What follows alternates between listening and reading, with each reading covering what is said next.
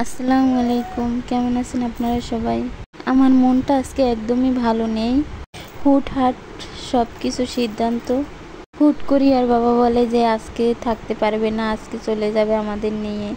তো সকালবেলা আম্মুরে বলছি যে আমরা আজকে চলে যাব। আম্মুর মনটা একদমই ভালো ছিল না।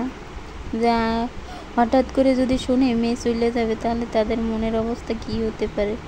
তো ওর বাবা যেই বলছে চলে যাবে, আমার আম্মুর মনটাও খুব খারাপ হয়ে গেছে আর আমাদের মনটাও খুবই খারাপ। আজকে যাওয়ার একদমই প্রিপারেশন ছিল না, হুট করে সিদ্ধান্ত। তো এখন তো আমরা চলে আসছি লঞ্চে বিকাল 4টার সময়। আমার আমার মনটাই একদমই ভালো রাখতে পারি না। সব কিছু এমনি লঞ্চে চললে সবসময় আমার মনটা ভালো হয়, কিন্তু আজকে আর মন ভালোই হয় না। আমার আম্মু লঞ্চে আসে আগাইয়া দিয়ে গেছে, লঞ্চে এসে দেখে টেকে গেছে। তারপর আমার ছেলেরা তো খুবই এনজয় করতেছে, তাদের খুবই ভালো লাগতেছে।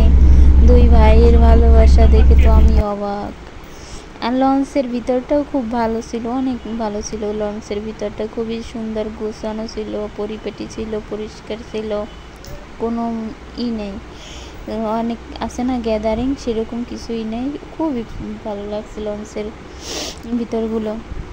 তো রাত্র হয়ে গেছে, সবাই ঘুমায়, আমি একটু ভাবলাম একটু ভিডিও করি। তো বৃষ্টি ছিল তো আজকে সারাদিন, তাই লঞ্চের পাশে যে চেয়ারগুলো থাকে ওই জায়গায় বসতে পারিনি, ভিজা ছিল সবগুলো। তো আমি তারপরে একটু মুছে টুছে একবার বসছিলাম।